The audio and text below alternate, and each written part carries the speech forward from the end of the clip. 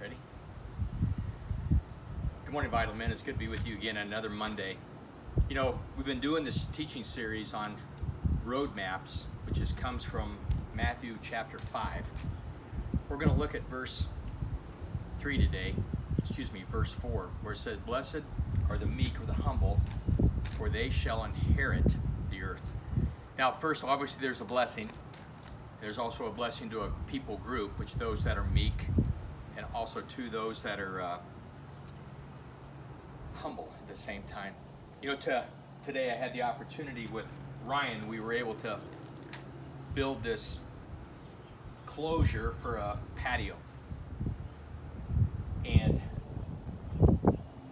why I'm saying this is it's okay to be proud of what you accomplish in a day.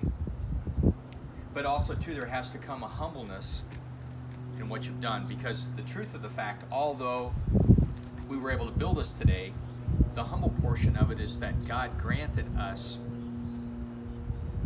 to be able to do it. Gave us something that we can do with what we do with our hands, and we're very fortunate with that. We get to do that. But yet I'm humbled by it, because I know it's a gift from the Lord Himself. But it also, too, it says, "Blessed are those that are meek or humble, for they shall inherit the earth." And what the Lord is trying to teach us here is in the humility of what we'll inherit. It's not necessarily inheriting the prosperity of what the earth gives us, but the prosperity of what we get, the reward from heaven. So what we receive here of what the Lord is blessing us with is something that will be received later in heaven.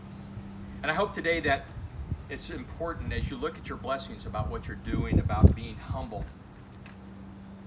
Tim McGraw, he has a song that it talks about blessing. He talks about being humble and kind. I don't know about you, but if you've never listened to that song, it's a great song, and it gives you a lot of insight of what it means to live a humble life. But even more so, Jesus did the same thing in His life, where He humbled Himself and He came as a man and came to this earth to take up a cross for our sins. That took great humility and a sacrifice.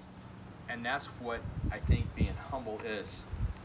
That my life is simply a sacrifice for Him of what I do and how I live my life. Vital Men, I hope today that you look at what it means to be humble, because those that are humble, those are people groups that you want to hang out with. And by doing so, the Lord promises us that we'll inherit the earth.